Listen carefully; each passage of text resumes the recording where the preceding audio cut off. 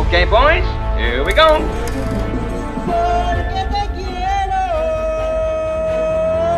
Halo guys, ada yang beda nih. Berhubung tenggorokan Mimin lagi sakit, dan mumpung ada keponakan Mimin yang pengen banget jadi pengisi suara konten celengan film, jadi khusus hari ini yang bakal ngisi suara alur film kali ini keponakan Mimin ya guys. Oke, thank you. Kisah akan berfokus kepada seorang pria yang bernama Jungso. Cerita diawali ketika ia sedang mampir di sebuah SPBU untuk mengisi bahan bakar mobilnya. Sempat terjadi salah paham antara Jungso dan petugas SPBU, dikarenakan petugas itu sudah tua dan tidak dapat mendengarkan dengan baik. 한가득에 97,000원 들어갔습니다. 예? 아까 제가 3만 원만 넣어달라고 제가 말씀드렸어요. 아이, 이 할아버지가 기가 좀 어두워가지고요. Setelah masalah teratasi, si petugas memberikan 2 botol air minum sebagai tanda maaf atas kesalahannya tersebut. Setelah itu, Jungso kemudian melanjutkan perjalanan. Di dalam perjalanan tersebut, Jungso berkendara sambil mengangkat telepon dari istrinya untuk membahas ulang tahun Sujin, anaknya. Dia mengatakan pada istrinya untuk memberikan hadiah ulang tahun berupa anak anjing. Namun, hal itu diurungkannya karena Jungso mengkhawatirkan tentang perawatan anak anjing tersebut. 수진이 생일 선물이나 어떻게 해봐. 강아지 사줘봐라. 아니 콧구녕만한 집에서 개를 어떻게 키워? Sebelum menutup telepon dari istrinya, Jungso mengatakan bahwa ia telah membelikan kue ulang tahun untuk anaknya dan mengatakan akan pulang sekitar pukul 5.59. Lalu, ia menutup telepon tersebut dan mengangkat telepon dari bosnya. 하도대리점 이정수입니다. 반갑습니다. 지금 운전 중입니다. 말씀하십시오. Jungso dan bosnya membahas tentang pekerjaan karena Senin depan ada sebuah kontrak pekerjaan yang harus ditandatangani. Setelah selesai membahas tentang pekerjaan, kemudian Jungso menutup teleponnya dengan si bos, dikarenakan di depan ada terowongan yang harus dilaluinya, sehingga sebelum memasuki terowongan tersebut, ia harus mematikan telepon. 제가 이 터널 지나고 바로 차 세워가지고 금방 다시 전화드리도록 하겠습니다. 예, 연락합시다. 잠시 후에 뵙겠습니다, 사장님. 감사합니다. Adegan kemudian dilanjutkan dengan Jungso yang sudah mulai masuk dalam sebuah terowongan. Tiba-tiba, lampu dalam terowongan mati dan keadaan menjadi sangat gelap. Jungso menjadi panik dan bertanya-tanya apakah gerangan yang terjadi. Belum sempat ia menemukan jawabannya, namun keadaan menjadi semakin tidak terkendali karena mobil yang dikendarinya tertimpa reruntuhan bangunan.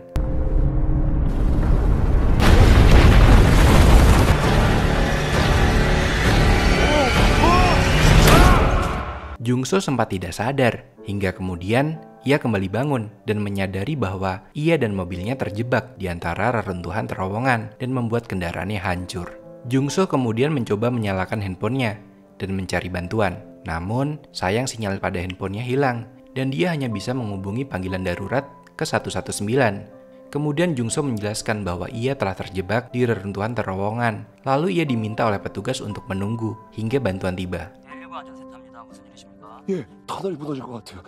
그런 거 그만 물어보시고 빨리 좀 와주시면 안 될까요? 기아자동차 하도대리점 이정수입니다. 예, 안 막히면 5분 내로 도착합니다. Rupanya Jungso sudah sangat tertekan jika harus menunggu bantuan tiba dalam jangka waktu yang lama, sehingga ia merasa respon dari petugas tidak begitu memuaskan. Jungso merasa menyesal mengapa ia harus melalui terowongan ini. Ia bergumam sambil meminum air dari botol yang diberikan oleh petugas SPBU tadi. 3만 원치만 넣었으면 그냥 지나쳤을 텐데. Sementara itu, di luar terowongan, terlihat mobil petugas mulai berdatangan dan kabar mengenai kejadian runtuhnya terowongan telah tersebar lewat berbagai media. Informasi tentang korban, yaitu Jungso yang telah menghubungi 119, juga turut tersebar. Hal ini justru menimbulkan masalah baru bagi Jungso yang tengah mencoba bertahan di dalam mobil di antara reruntuhan terowongan. Karena saat Jungso mencoba meraih handphonenya, ternyata ada beberapa media mencoba menghubunginya dan menawarinya untuk wawancara. 지금 그 터널 밑에 계신 이정수 씨가 본인 맞는 거죠? 이정수 씨 지금 통화하는 거 방송으로 내보내겠습니다. 이거 저 방송으로 나가야 이정수 씨 구출하는 데 많은 도움이 됩니다. Jungso dijanjikan keuntungan oleh media tersebut jika ia mau diajak kerjasama. Padahal, Jungso membutuhkan pertolongan secepatnya karena jika dibiarkan terlalu lama, keadaannya akan semakin memburuk. Beberapa wartawan yang datang ke lokasi kejadian dihalau oleh petugas karena keberadaannya meresahkan. Mereka tidak mempedulikan perasaan korban dengan melakukan liputan secara barbar. Jungso sebagai korban dimanfaatkan keadaannya oleh media untuk melakukan siaran secara langsung melalui sambungan telepon. 지금 방송이 중요합니까? 생명이 중요합니까? Hal tersebut membuat petugas penyelamat marah pada para wartawan yang tengah meliput karena ia merasa media tersebut tidak mempedulikan perasaan korban dan justru akan membuat korban lebih merasa kesulitan. Di antara reruntuhan tersebut, Jungso terlihat semakin panik karena ia hanya bisa bertahan di dalam mobilnya. Kemudian, Jungso berusaha untuk menghubungi petugas kembali. Jungso menanyakan kepada petugas kapan dia akan segera ditolong. Sang petugas berusaha menenangkan Jungso yang sedang panik dan memberikan instruksi kepada Jungso agar ia bisa bertahan lebih lama lagi di situasi tersebut. Sang petugas menanyakan ketersediaan makanan serta air dalam mobil Jungso dan baterai ponselnya. 저는 구조 담당자 김대경이고요. 이정수 씨, 지금 핸드폰 배터리 잔량 어떻습니까? Jungso juga diminta untuk segera memakan kue yang ada dalam mobil karena jika kue tersebut tidak dimakan akan segera basi. Ia juga diminta untuk meminum air yang ada sedikit demi sedikit agar tidak cepat habis sampai bantuan tiba. Untuk menghemat baterai ponsel Jungso, si petugas segera mengakhiri percakapannya melalui telepon. Namun, sebelum itu, ia juga sudah meminta Jungso untuk mengatakan di mana posisi terakhirnya saat ini, agar tim penyelamat bisa melacak keberadaan Jungso secepatnya. Tidak lama kemudian, handphone Jungso kembali berbunyi. Kali ini, istrinya yang menelpon. Ia menanyakan keadaan Jungso, apakah Jungso baik-baik saja. Jungso mengatakan bahwa ia baik-baik saja, dan berusaha meyakinkan istrinya bahwa ia akan segera selamat. Sang istri kemudian memberikan ponselnya pada Suji anaknya agar mereka berbicara. Jungso mengatakan bahwa ia sudah membelikan kue ulang tahun untuk Suji. Namun, karena ada pekerjaan mendadak, ia tidak bisa pulang untuk merayakan ulang tahun. Suji juga sangat gembira karena ayahnya berjanji akan membelikannya anak anjing sebagai hadiah ulang tahun. 케이크하고 선물도 가지고 와야 돼. 강아지. Setelah berbicara dengan sang anak, kemudian Jungso menutup teleponnya. Di dalam mobil, Jungso masih berupaya untuk bertahan hidup dan mencari posisi yang bisa membuatnya lebih nyaman. Sementara itu, di tempat lain, para tim penyelamat sedang berupaya untuk melakukan strategi penyelamatan. Mereka menggunakan beberapa metode penyelamatan agar bisa segera mengevakuasi korban. Metode pertama yang mereka lakukan adalah dengan menerbangkan beberapa drone untuk masuk ke dalam terowongan. Namun sayang, usaha mereka ini kurang berhasil karena terkendala sinyal sehingga drone yang mereka terbangkan mulai tak berfungsi ketika mulai memasuki terowongan dan drone pun berjatuhan. Karena tidak mempunyai peralatan yang cukup, Kim Dae-kyung, salah satu penanggung jawab tim penyelamat tersebut, memutuskan untuk menggunakan mobil masuk ke dalam terowongan bersama salah satu rekan kerjanya. Sesampainya di dalam, ia pun memeriksa keadaan di dalam terowongan tersebut. Beberapa saat kemudian, si rekan kerja membunyikan klakson mobil. Sehingga membuat Dae-kyung kaget. Menariknya, tak lama kemudian, Jungso menelponnya, lalu mengatakan bahwa ia mendengar suara klakson tersebut. 지금 들려요. Di sini, Dae-kyung merasa Jungso berada tidak jauh dari posisinya. Baru saja menemukan titik terang, tiba-tiba suara gemuruh muncul, dan seketika terowongan tersebut kembali runtuh, membuat Dae-kyung memutuskan untuk keluar dari terowongan tersebut.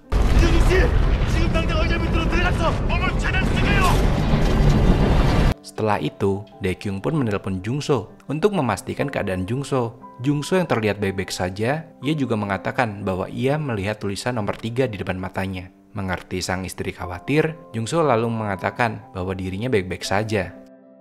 Setelah menemukan lokasi Jungso, tim penyelamat pun dengan maksimal mengerahkan semua timnya untuk menyelamatkan Jungso, di mana tim penyelamat akan menggunakan bornya dan masuk lewat pintu selatan. Mereka menjelaskan bahwa mereka akan berusaha semua hal yang terbaik demi menyelamatkan nyawa si korban.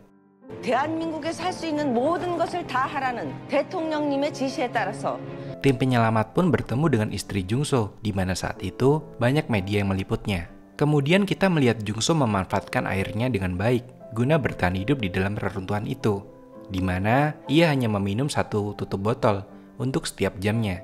Ia juga memanfaatkan kue ulang tahun anaknya sebagai pengisi perutnya yang kosong. Saat akan tidur, ia kembali terbangun dan memeriksa bagasi belakangnya guna mendapatkan apa saja yang bisa membantunya di kondisi saat itu. Tak lama kemudian, dia mendengar sesuatu dari ventilasi angin yang jatuh di dekat mobilnya. 누구세요? Di sini, ia melihat seekor anjing. Lalu, Jungso menyadari bahwa ada orang lain selain dirinya. Ternyata, ventilasi tersebut kebetulan menghubungkan mereka satu sama lain. Jungso mencoba memasuki ventilasi yang sempit itu, sehingga ia pun harus terluka. Sesampainya di ujung, disinilah ia menemukan pemilik anjing tersebut, di mana ia adalah seorang gadis yang tidak bisa apa-apa karena terjepit oleh reruntuhan. Jungso kemudian mencoba melepaskan gadis tersebut dari reruntuhan, akan tetapi usahanya sepertinya sia-sia. Gadis itu merasa tersiksa dengan kondisinya yang saat ini yang tak mampu bergerak sejak 2 hari yang lalu. Kemudian, Jungso pun mencoba menenangkan gadis tersebut dengan mengatakan bahwa dirinya akan segera selamat, di mana tim penyelamat saat ini sedang berusaha untuk menyelamatkan mereka. Lalu, karena haus, gadis itu pun meminta air kepada Jungso. Di sini, Jungso pun membagi sisa airnya kepada gadis tersebut. Jungso memberikan air tersebut sedikit demi sedikit guna menghemat air agar tetap bisa bertahan di dalam sana. Baru saja ingin menghemat, si gadis meminta Jungso untuk memberikan airnya sedikit kepada si anjing. Kemudian, Jungso meminjamkan ponsel pada gadis tersebut agar ia bisa menghubungi keluarganya dan mengatakan kondisinya saat ini. Si gadis pun akhirnya dapat terhubung dengan ibunya. Dan di sini, kita akan tahu nama gadis tersebut bernama Min-a. Dia mengatakan bahwa dirinya saat ini sedang bersama dengan seorang paman baik hati. Sang ibu pun berterima kasih, lalu menitip pesan agar senantiasa menjaga anaknya. 예. 아유, 제가 미나 씨 잘 이렇게 데리고 있다가요. 제가 데리고 나가겠습니다. 걱정하지 마십시오. Sementara istrinya masih khawatir akan keselamatan suaminya. Ia melihat semua media memberitakan suaminya dan berharap akan keluar dengan keadaan selamat. Lalu kembali lagi pada Jungso. Saat merasa Min-a sudah tenang, ia pun kembali ke mobilnya untuk beristirahat. Sesampainya di mobil, ia memandangi foto anaknya. Kemudian memakan sedikit demi sedikit kue ulang tahunnya. Setelah itu, ketika ia memutuskan tidur, tak lama kemudian ia terbangun saat mendengar sesuatu di dekatnya, yang ternyata anjing Min-a telah memakan habis kuenya, sehingga ia pun tidak mempunyai stok makanan lagi. Saat itu ia kesal dengan anjing tersebut. Namun, ia selalu menyembunyikan kekesalannya kepada si Min-a. Saat kembali ke mobil Min-a, Jungso melihat kondisi Min-a semakin memburuk. Min-a mengatakan bahwa saat ini ia kesulitan untuk bernapas. Di sini, Min-a kembali meminta air kepada si Jungso. Melihat kondisi Jungso saat itu, dia pun harus memberikan sisa airnya. Setelah mengambil air dari mobilnya, Jungso melihat Min-a sudah tak sadarkan diri. Ia pun merasa takut, kemudian mencoba melepaskan Min-a dari reruntuhan. Di sini, Jungso sambil menangis, berusaha mendorong reruntuhan yang menjepit Min-a.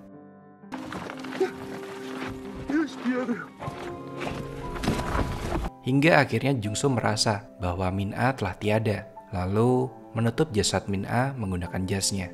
Di sisi lain, media mengabarkan bahwa sampai saat ini belum ada perkembangan dari tim penyelamat. Salah satu petugas mengatakan bahwa mereka kesulitan untuk mencapai keberadaan mereka karena bidang yang sulit ditambah lagi dengan kondisi alam yang saat itu turun hujan.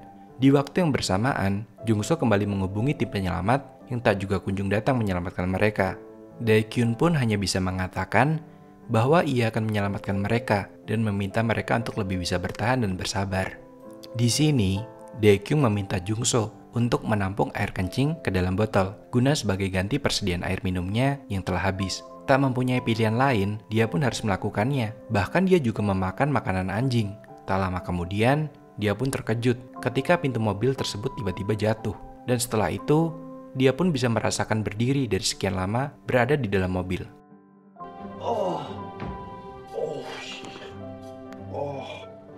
Kemudian, karena rasa penasaran, Jungso mulai menyusuri keadaan terowongan tersebut. Pada saat itu, dia mendapatkan telepon kembali dari Dae-kyung.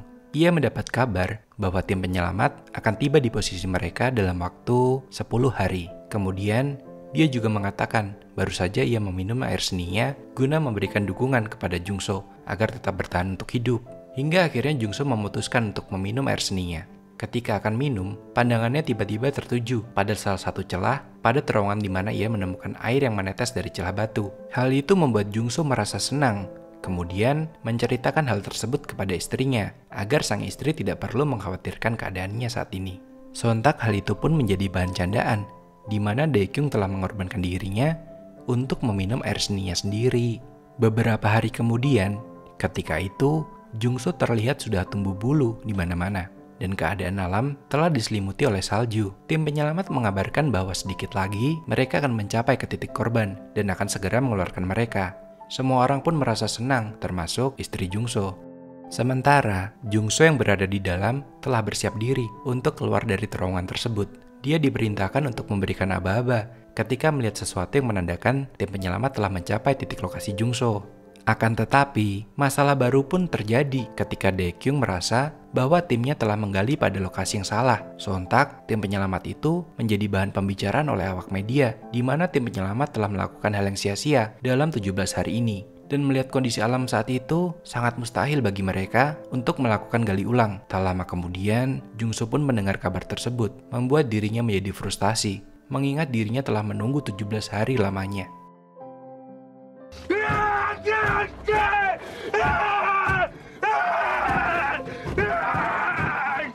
Saat itu, Jungso mengatakan bahwa dirinya sudah tak tahan lagi, dan untuk yang terakhir, ia ingin berbicara kepada Sujin, putrinya. Namun karena Sujin tidak berada di situ, ia hanya meminta sang istri untuk menjaga putrinya baik-baik.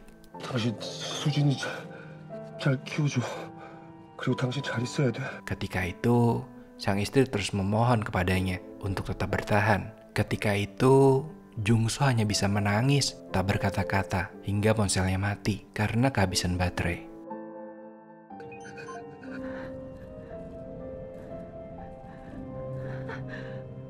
Beberapa hari kemudian, Daekyung si ketua tim penyelamat terlihat terus berusaha untuk menyelamatkan Jungso. Akan tetapi, di hari ke-23 itu, belum ada perkembangan apapun. Mereka pun sudah tidak bisa mengetahui keadaan Jungso saat ini. Sejak itu, hal tersebut menjadi bahan perdebatan di mana negara telah menanggung biaya besar untuk menyelamatkan Jungso. Akan tetapi, Daekyung bersikeras untuk melanjutkan penyelamatan tersebut. 지금 저기 사람이 갇혀 있습니다. 사람이. Di sisi lain, Jungso terlihat masih bertahan hidup. Saat itu, ia mendengarkan pesan dari istrinya lewat radio mobilnya. Tak lama kemudian, Jungso ditemani seekor anjing memutuskan berjalan menyusuri terowongan tersebut guna menemukan jalan untuk keluar. Sementara keadaan di luar semakin menjadi-jadi ketika terjadi kecelakaan di lokasi tersebut dan menyebabkan salah satu dari mereka tewas. Oleh sebab itu, akhirnya kegiatan penyelamatan itu pun terpaksa dihentikan, membuat istri Jungso menahan duka pilu mengingat suaminya sedang berada di dalam sana menunggu pertolongan. 저희 남편 만약에 살아있으면 어쩌시려고요? 미안하지 않으세요? Tanpa disadari, Jungso mendengarkan kabar itu dari radio, membuat ia pun menahan tangis ketika sang istri mengatakan bahwa semua orang menganggap suaminya telah mati. Namun, dirinya akan tetap menunggu. 근데 오빠 이거 듣고 있으면 어떡하지? 오빠 너무 미안해. Keesokan harinya, Daekyung si ketua memutuskan untuk turun langsung ke dalam terowongan. Ia mengatakan, sebelum semua ini berakhir, ia harus memastikan korbannya telah mati atau masih hidup. Sesampainya di bawah, ia memasukkan sebuah alat untuk mendeteksi suara dari celah-celah batu di sana. Tak lama kemudian, Daekyung pun dipaksa untuk naik. Beberapa saat kemudian, terowongan tersebut pun diledakkan. Dari atas, Daekyung merasa mendengar suatu sinyal. Saat itu ia memerintahkan semua timnya untuk diam. Seketika, ia mendapatkan tanda Jungso masih hidup dan memerintahkan untuk menghentikan ledakan tersebut.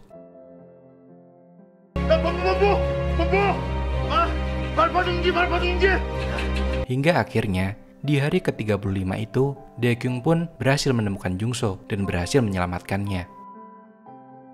Awak media pun mendadak ramai, lalu seketika dibanjiri pertanyaan oleh wartawan. Kemudian dengan kesal, Daekyung pun berteriak.